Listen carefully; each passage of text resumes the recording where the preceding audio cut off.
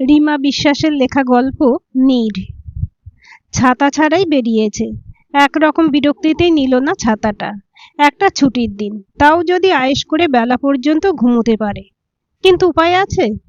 সকাল থেকেই পরমার পরমাণু বোমার প্রয়োগ শুরু, আর তার তেজস্ক্রিয়তায় বিছানাও তখন অসহনীয়।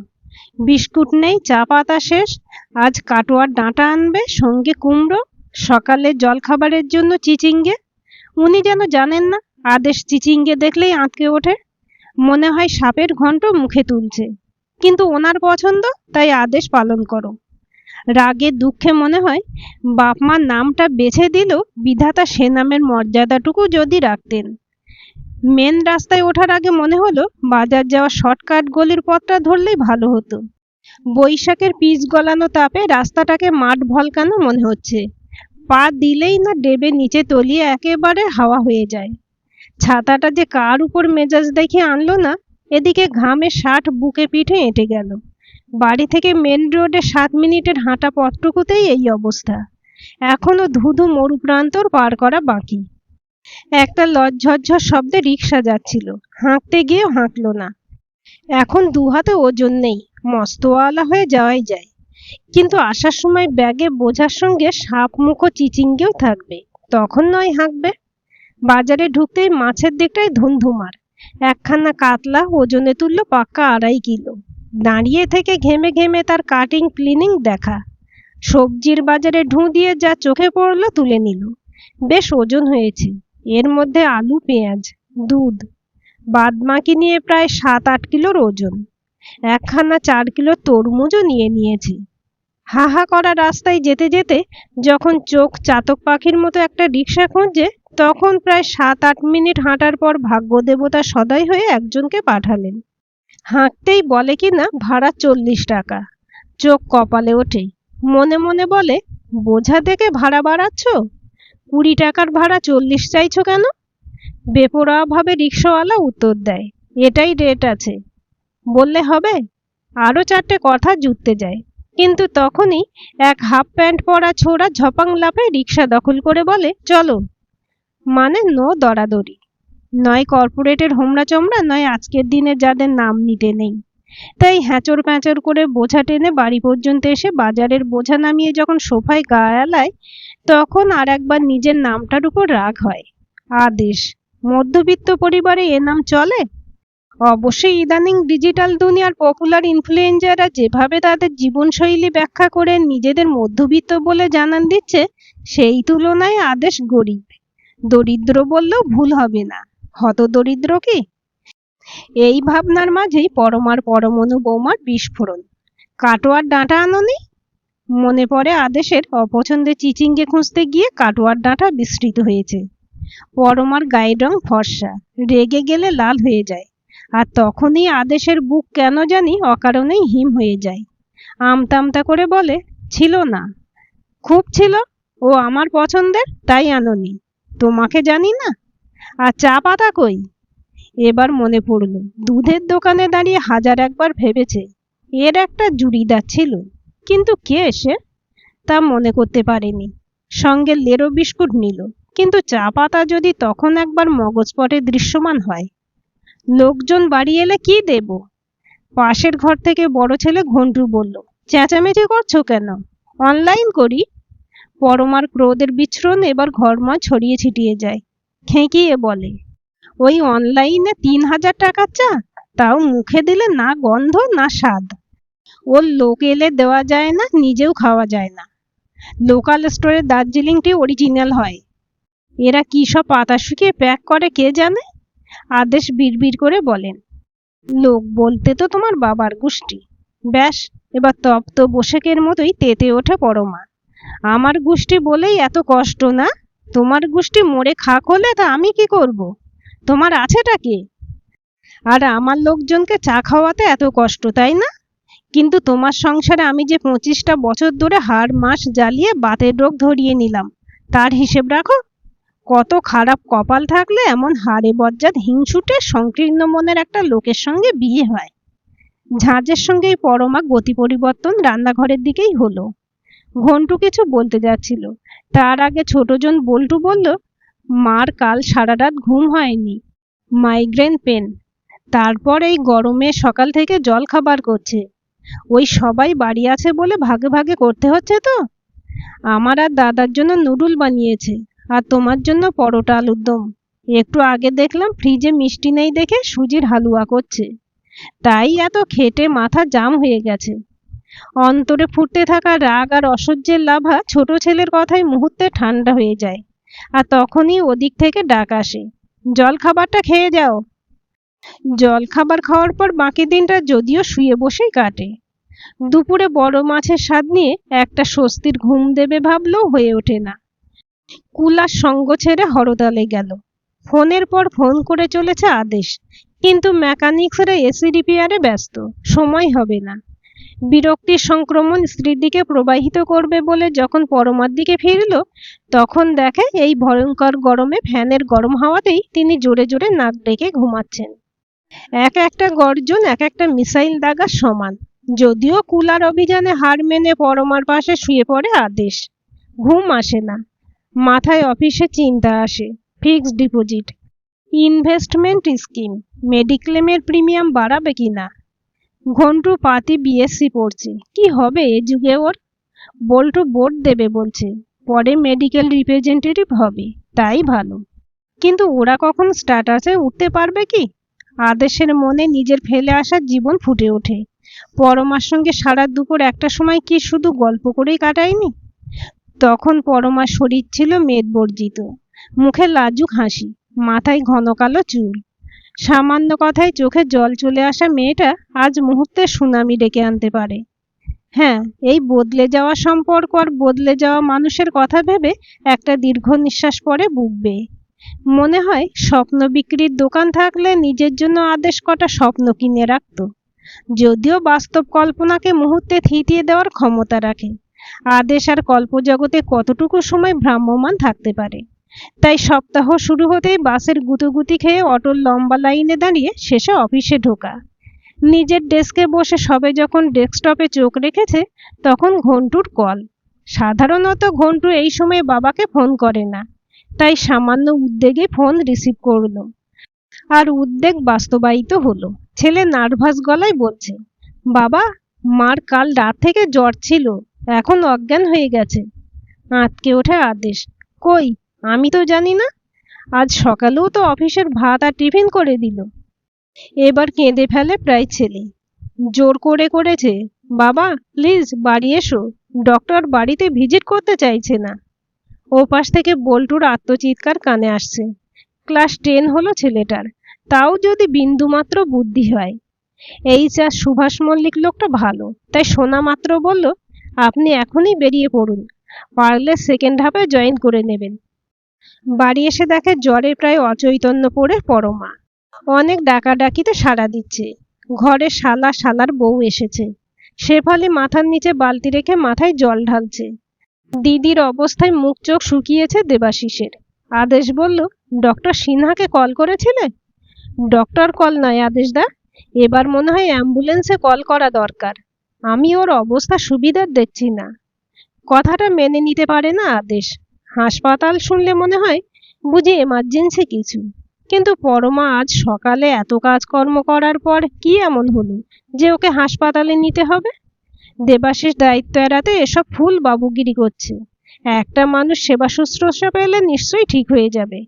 তাই শালার কথায় কিছুটা বিরক্তিতেই শেফালিকে সরিয়ে আদেশ বলে, কিছু দরকার নেই, আমি দেখছি। তারপর পরমার মুখের উপর ঝুঁকে জিজ্ঞেস করে, পরমা, তোমার শরীর কেমন ফিল করছো? পরমা ক্ষীণ কণ্ঠে বলে, একটু ভালো। ভালো বোধ করছো তাহলে? সে মাথা নাড়ায়, আদেশ তাতেই ভরসা পায়। ডক্টর সিনহার চেম্বারে গিয়ে রুগীর অবস্থা বর্ণনা করে ওষুধ আনে। ডাক্তার কিছু ব্লাড টেস্ট দেন, কিন্তু বোধহয় শ্যালকের কথা না শুনে বিপদ বাড়ে আদেশের। ভোরের দিকে বিছানায় পরমাকে না পেয়ে বাথরুমের দিকে গিয়ে দেখে বাথরুমের মেঝেই লুটিয়ে পড়ে, বেসিনে রক্ত।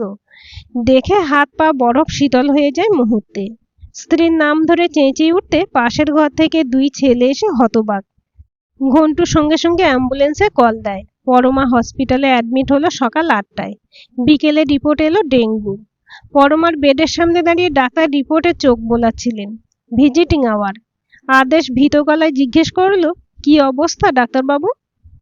প্লেটলেট সাংঘাতিক ফল করেছে বলে বোধহয় দাঁত ব্রাশ করতে গিয়ে কোনোভাবে মাড়ি ইনজিওর্ড হওয়ায় ব্লিডিং শুরু হয়, আর তা থামতে চায় না। এমনিতেই স্যার ওর মাড়ি ভালো না, কাল রাতে বোধহয় মৌরি খেয়েছিল, ওই খোঁচাখুঁচি করতে গিয়ে। আদেশের সব কেমন গুলিয়ে যায়। আপনারা মশারি ইউজ করবেন, বাড়িতে জমা জল যেন না থাকে। ডাক্তার সতর্কবার্তা দিয়ে পাশের বেডে চলে যান। আদেশের মনে পড়ল খারাপ কুলার ঠিক করার জন্য আর তোড়জোড় করার সময় হয়নি, কুলারের জলও বোধহয় ফেলা হয়নি। সেখান থেকেই এমন মরণ ফাঁদের উৎপত্তি। বাড়ি ফিরতে মাথায় যেন বাস ভেঙে পড়ল। ঘন্টুর কাল থেকে কলেজে ইন্টারনাল অ্যাসেসমেন্ট শুরু, আর বল্টুর বোর্ড পরীক্ষা। ওর অফিসে বস আসছে দিল্লি থেকে। ঘরের কোথায় কি থাকে কিছুই জানে না আদেশ। নিজের শার্ট প্যান্ট কোনগুলো অর্ডিনারি আর কোনগুলো ভালো তাও জানে না। ছেলেগুলো ঠিকভাবে রিভিশন করছে কিনা তাও জানে না। বল্টু কথায় কথায় বিছানায় বালিশে মুখ গুজে কাঁদছে। ও কি পরীক্ষা দেবে? সারা রাত আদেশও যে ঘুমোতে পারল না। সকালে উঠে রান্নাঘরে ঢুকে আগে ভাত বসিয়ে দিল, পাশের ওভেনে ডাল। আজ ছোটটার পরীক্ষা, তাই বাঙালির ছেলে মুখে মাছ না তুলে যাবে? অনেক কষ্টে ডিপ ফ্রিজারের সঙ্গে কোস্তাকুস্তি করে মাছের বাটি বের করে যখন বরফে চিটে যাওয়া মাছ ছাড়াচ্ছে, তখন নিজেকে ঘামের সঙ্গে গলগল করে ঝরে যেতে দেখছে। কড়া বসিয়ে গরমের চোটে আর সবুজ সইতে না পেরে মাছ ছেড়ে দিতে আর এক বিপত্তি। কড়ার তেল আর মাছের মধ্যে ছেঁড়া খোঁড়ার যুদ্ধ, কিছুতে মাছ ওঠে না। দাঁত কিরমিরিয়ে আদেশ বলল, শুয়োরের বাচ্চা। ঘন্টু ছুটে এসে বলল, কি হয়েছে? ছেলের সামনে নিজের অপদার্থতা কি আর প্রকাশ করে। আদেশের বয়স 50 পেরিয়ে প্রায় 60-এর কোঠায় দৌড়চ্ছে, তবু সে রান্নার মতো সাধারণ একটা কাজ করে উঠতে পারছে না, যা পরমার নিত্য করে। আর আদেশ বিরক্তিতে বলে, কি আর করো সারাদিন ধরে? ঘরে বসে বসে আয়েশ, যেতে বাইরে টাকা রোজগার, বুঝতে ঠেলা। এখন সব হাতের কাছে পাচ্ছ, তাই এত মেজাজ তোমার। হ্যাঁ, এসব বেশ মেজাজ দেখেই বলে এসেছে আদেশ গত 25 বছর ধরে। ছেলে বলল, কে অত হাঙ্গামা করতে বলেছে তোমায়? অনলাইন করলেই হতো। কত আর অনলাইনে খাবে? শেষে শরীর খারাপ হলে তখন আর এক জ্বালা। বলল ঠিকই, কিন্তু কড়া থেকে মাছ তোলা তখন হয়ে দাঁড়িয়েছে মহাজ্বালা। তাই ডাল সেদ্ধ, গলা ভাত আর আধ সেদ্ধ আলু দুই ছেলে আর নিজের পাতে নিয়ে বসতে হলো। পুরো মাছের পিসগুলো তখন সিঙ্কের কলের তলায় জলে ভিজছে। বল্টু গলা ভাত খেতে পারে না, এর উপর ওর পরীক্ষা, তাই বারবার ওক তুলে খাওয়াটুকু আর হলো না। নিজেও অখাদ্যই খেলো। ছোটটাকে স্কুল বাসে উঠিয়ে নিজে যখন তৈরি হবে তখন বেশ দেরি। তার উপর না পায় শার্ট, না প্যান্ট মোজা, এমনকি আন্ডারওয়্যার পর্যন্ত খুঁজে পাচ্ছে না। কান্না আসে, মুখ দিয়ে খিস্তি ছোটে।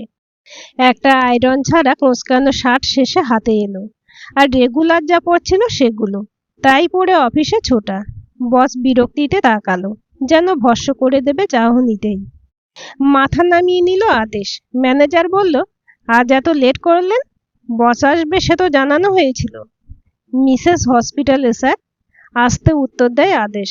তাহলে ঘরে বসে যান, বলল সিইও আকাশ বসু। আজ ভাইটাল মিটিং। কোম্পানি কি আপনার পার্সোনাল লাইফের উপর নিজের লস আর প্রফিট ডিসাইড করবে? ওনার পারফরমেন্স কেমন? রাঙা চোখে প্রশ্ন করে বসের সেক্রেটারি। ম্যানেজার গুপ্ত বললেন, রিপোর্ট পেয়ে যাবেন sir. Can you start the meeting? গুরুগম্ভীর স্বরে বস বলেন। মাথা কান ঝাঁঝা করে আদেশের। মনে হয় একটা রেজিগনেশন এক্ষুনি ছুঁড়ে মারে এদের মুখে।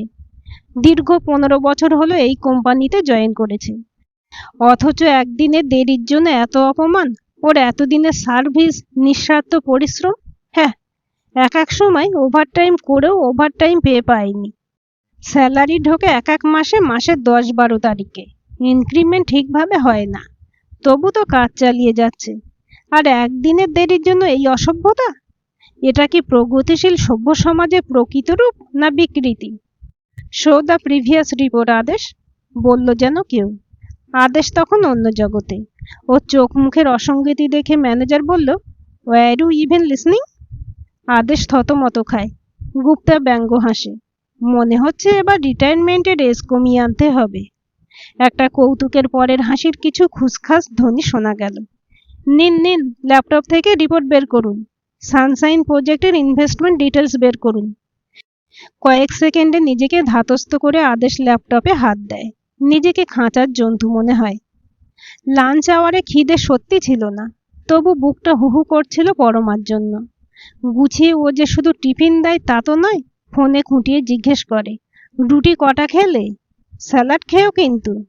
দইটা আলাদা কন্টেনারে আছে, আর একটা প্লাস্টিক পাউচে গুড় দিয়েছি, মিশিয়ে নিও। টক খেতে যেও না যেন, একেই অ্যাসিড, ইচ্ছে করে চিনি দিইনি। জানো তো না চিনিতে কিসব কেমিক্যাল থাকে। কানে বাজে কথাগুলো, চোখ ভিজে আসে, আর তখনই ফোন ঘন্টুর। বাবা, বল্টুকে কুকুরে কামড়েছে। আঁতকে ওঠে আদেশ। ও তো স্কুলে ছিল, পরীক্ষা দিয়ে ফেরার সময় স্কুলেই। বাড়ি এসে দেখছে এই অবস্থা। ঘড়ি দেখে আদেশ। এখন বেরোলে এরা কি জানে কি অ্যাকশন নেবে। বলল, মামাকে ফোন কর। মামা বাইরে অফিসের কাজে। তোর মামি?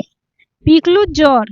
শালা ছেলে পিকলু 2.5 বছর বয়স, জ্বর হলে ওইটুকু কচি ছেলেকে ফেলে শেফালি আসবেই বা কি করে। আদেশ তখন চারপাশে শুধু অন্ধকার দেখছেন। ঘন্টু কিছুটা আঁচ করেছে, তাই বলল, ওকে সিনহা চেম্বারে নিয়ে যাই, খুব ব্লিডিং হচ্ছে। তোর বন্ধুরা কেউ নেই? সঙ্গে লোক থাকলে সুবিধা হয়। ও ঠিক আছে বলে ফোন রেখে দিল ঘন্টু। কিন্তু মাথা ধরে রইল আদেশের। বুকে কুনকুনে ব্যথা। এরপরও একটার পর একটা মেল চেক, রিপোর্ট তৈরি করে গেল নিজেকে ভুলিয়ে রেখে। বাড়ি ফিরতে ফিরতে রাত হলো। বল্টুর পায়ে তখন ব্যান্ডেজ। মা ছাড়া পাগল ছেলেটা দুদিন অনাথের মতো দেখতে হয়েছে। বল্টুর মাথায় হাত বুলিয়ে আদেশ বললেন, খুব ব্যথা রে বাবা। বল্টু বলল, দাদা কলেজে মারপিট করে এসেছে, ওর চোখে চোট আছে, সেটা দেখো। মাথায় বাজ পড়ার দশা আদেশের।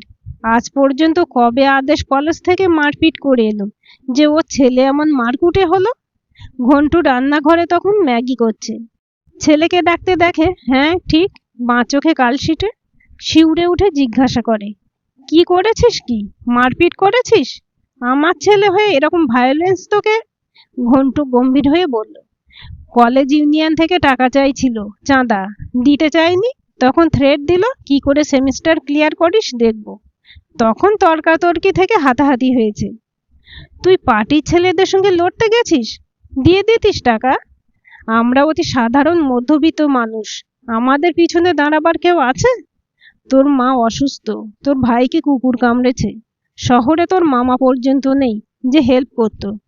এই তো অবস্থা, তাহলে কেন এসব উটকো ঝামেলা নেওয়া? আমি সেধে নিতে যাইনি বাবা, কিন্তু কেউ জোরজার করলে আমিও ছেড়ে কথা বলার ছেলে নই। দরকার পড়লে থানায় যাব, হাইকোর্টে কেস ফাইল করব। অত সহজে হজম করার পাবলিক আমি নই। আদেশের হাত পা কাঁপে, মাথা কাজ করে না। এ কি ফ্যাসাদ বাঁধাতে চলল ঘন্টু। আদেশ কত দিক সামলায়। এদিকে আজ একবারও হসপিটালে পর্যন্ত যেতে পারিনি, শেফালেও যেতে পারিনি। কেমন আছে পরমা? বুকে ব্যথা করে। কি জানি কি হলো আদেশের, এমন ব্যথা আগে তো হয়নি কখনো। এভাবে আর কতদিন? হ্যাঁ, একটা ছুটির দিন থাকে ঠিকই, যে দিনটা পরমার সঙ্গে ঝগড়া করে কাটতো। এখন এই ছুটির দিন সহায় হয়েছে পরমার সঙ্গে দেখা করার। বেডে শুয়েছিল পরমা। আদেশকে দেখে ওর চোখ চঞ্চল হলো, আর প্রথম প্রশ্ন করলো, বল্টুর পরীক্ষা কেমন হলো? বুকময় ক্ষতবিক্ষত হওয়ার ব্যথা আদেশের। গলা দিয়ে আওয়াজ বেরোতে চাইছে না। কষ্টে বলল, খুব ভালো। আর ঘন্টু, ওর প্রজেক্টের কপি আর সেগুলো ডিজিটালি কিছু সাবমিশন করার ছিল, ওগুলো করেছে? এর কিছুই জানে না আদেশ। ওর মাথায় তখন ছেলের কালশিটে পড়া চোখ। বলল, সবাই দিব্যি আছে, ওরা বলছে মা ছাড়া স্বাধীন থাকতে বেশ লাগছে। শুকনো হাসে আদেশ। চোখ মুচকে পরমা বলে, বল্টু এ কথা বলেছে? হ্যাঁ, সত্যি? কখনো না। আর তোমার কি চেহারা হয়েছে? সবে তো আজ নিয়ে 5 দিন, তাতেই কি অবস্থা করেছো চেহারার। কবে ছাড়বে ডাক্তার, বলেছে কিছু? আদেশের মনে হচ্ছিল আজই নিয়ে যায় পরমাকে সঙ্গে করে। এমনি কি আর স্ত্রীকে গৃহলক্ষ্মী বলে? ও বাড়িতে থাকলে এত সমস্যায় তো পড়তে হতো না। হাসপাতাল থেকে বেরিয়ে রোজ মন্দিরে আসে। 2 ভেজা চোখে মনে মনে মা কালীকে বলে, ঠাকুর দয়া করো, আবার সব আগের মতো করে দাও। আমি যে পরমার মতো শক্ত নই। তা প্রার্থনা বোধহয় পৌঁছয় ওপরওয়ালার কাছে। বাড়ি সে সপ্তাহেই ফেরে পরমা। শরীর বেশ দুর্বল, পায়ে একেবারে জোর নেই। মেডিক্লেম না থাকলে একদিনে হাসপাতালের বিলের বোঝা টানা আদেশের পক্ষে চাপের ছিল। পরমা ক্ষীণ, অসুস্থ, ক্লান্ত। আদেশ বাড়ির কোনো কথাই ওকে জানায়নি, কিন্তু ছোট ছেলে মাকে দেখে গল গল করে সবই বলল। তাকে কুকুর কামড়ানো থেকে দাদার সঙ্গে ছেলেদের মারপিট শুনে চোখ মুখ গম্ভীর হলো পরমার। বলল, কালই আমি ঘন্টুর কলেজে যাব। আদেশ অবাক, বিরক্ত। বলেন, তুমি কি পাগল হলে? এখন কোথাও যাবে না তুমি। কিন্তু কে কার কথা শোনে। রাত জেগে বল্টুর ফিজিক্সের রিভিশন করালো পরমা। পরের দিন ওর ফিজিক্স পরীক্ষা ছিল। তারপর সকালে বড় ছেলেকে নিয়ে ছুটলো কলেজে। অফিসে গিয়ে মন বসাতে পারছিল না আদেশ। কি হবে? ওরা কি সমস্যা আরো বাড়িয়ে তুলবে না? জীবনে কি কম সমস্যা এখন? কিন্তু সন্ধ্যায় বাড়িতে সেই চেনা পরিচিত ফুরফুরে মেজাজ দেখে মন হালকা হলো। দেবাশিস এসেছে, সঙ্গে পিকলু আর শেফালি। পুচকে পিকলুটা তখন ছোটাছুটি করে খেলছে, তার মানে সে সুস্থই আছে। শেফালি হেসে হেসে বলল, আদেশ দা, একখানা পিচ আপনি পেয়েছেন। সোজা কলেজের প্রিন্সিপালের কাছে গিয়ে হাজির। তারপর ওদের পার্টি অফিসে মিডিয়ায় ব্যাপারটা বলবে বলে এসেছে। ফেসবুকে পোস্ট দেবে এও বলেছে। ওরাও বোধহয় ঝামেলা চাইছিল না, শেষে ক্ষমা টমা চেয়েছে। কি দিদি বল? পরমা আত্মবিশ্বাসে বলল। যা অন্যায় তা সেই মুহূর্তে প্রতিবাদ না করলে ওদের সাহস বাড়ত, আর বারবার ঘন্টুকেই টার্গেট করত। আমি প্রিন্সিপালকে বলে এসেছি ঘটনা আপনার কলেজ হয়েছে। আমি এফআইআর করিনি, কিন্তু তা বলে আপনি কি দায়িত্ব এড়িয়ে যাবেন? ভুলে যাবেন না, এখন সোশ্যাল মিডিয়া কিন্তু খুব অ্যাক্টিভ এসব ব্যাপারে। বল্টুও অনেক ফ্রেশ আজকে। ব্যথা পায়ে লেংড়ে লেংড়ে পিকলুর সঙ্গে খেলছে। ওর এখনো 4টে পরীক্ষা বাকি, তবুও টেনশন নেই, কারণ ও জানে মা তৈরি করিয়ে দেবে। অথচ পরীক্ষার প্রথম দিন ভালো প্রস্তুতি থাকা সত্ত্বেও এ ছেলে বমি করতে করতে পরীক্ষা দিতে শুধু যায়নি, অন্যমনস্কতায় কুকুরের লেজে পা দিয়ে কামড় খেয়ে এসেছে। পরমা বলল, আমি কদিন ঘন্টুর কলেজে যাব। পরিস্থিতি নিজেই দেখব কোন দিকে যাচ্ছে। আমার ছেলের কেউ একটা চুল টেনে দেখুক। আদেশের ক্ষয়ে আসা আত্মবিশ্বাস আবার পুরুষ্ট হয়। মনে মনে বলে, হ্যাঁ, সব ঠিক হবে, ভালো হবে। রাতে বিছানায় শুয়ে পরমার হাতটা বুকের উপর টেনে নিয়ে বলে, তুমি যখন হাসপাতালে ছিলে আমি কি ভেবেছি জানো? কৌতুক করে পরমা উত্তর দেয়, এই মুটকি মরলে আর একটা বিয়ে করব, এই ভেবেছ আর কি? হেসে গড়ায় পরমা। ওর দিকে চেয়ে থেকে আদেশ বলে, আমি ভেবেছিলাম তোমার যেন কিছু না হয়, বদলে যেন আমি মরি। আমি সংসার সামলাতে পারতাম না পরমা। কথা শেষ হওয়ার আগেই হেসে গড়িয়ে পড়ে পরমা ফস করে ওঠে। আদেশের মুঠি থেকে হাত ছাড়িয়ে নিয়ে গোল চোখে বলে, খালি আমায় ফাঁসাবার চেষ্টা। এই রকম লোক তুমি? এই তোমার ভালোবাসা? মরে গিয়ে সব দায় দায়িত্ব আমার কাঁধে চাপাতে চাও? কেমন বেঈমান লোক তুমি, হ্যাঁ? আমার আগে মরবে? আমায় বিপদে ফেলার জন্য তুমি মরবে? চেঁচামেচি শুনে পাশের ঘর থেকে ছুটে এসে দুই ছেলে সমস্বরে জিজ্ঞেস করে, কি হলো কি? হাউমাউ করে কেঁদে কেঁদে পরমা বলে, এমন একটা লোকের সঙ্গে বিয়ে হলো আমার, আমায় ফেলে মরে যেতে চায়। আহা, আমি সেভাবে বলিনি। আদেশ ব্যস্ত হয়। বল্টু ওর দাদাকে ঠেলা মেরে বলে, চল দাদা, এরা ফর্মে ফিরেছে, এখন সব ঠিকঠাক হবে। দুই ছেলে চলে গেলে সেদিকে তাকিয়ে থাকে দুজনে। পরমা চোখের জল মুছছে, আদেশ মুচকি হাসছে। সমাজের দাবদাহে তপ্ত মানুষ বুঝি এই কারণেই ঘর বাঁধে। আদেশ জোরে জোরে একটা শ্বাস নিল। না, বুকের কোথাও আর ব্যথা নেই। বাঁচল আদেশ এই দুর্মূল্যের বাজারে। ওর আর কার্ডিওলজিস্টের দরকার পড়বে না। গল্পটি কেমন লাগলো কমেন্ট করে জানাবেন। ভালো লাগলে লাইক, শেয়ার এবং সাবস্ক্রাইব করবেন। আর অবশ্যই বেল আইকনটি ক্লিক করে রাখবেন।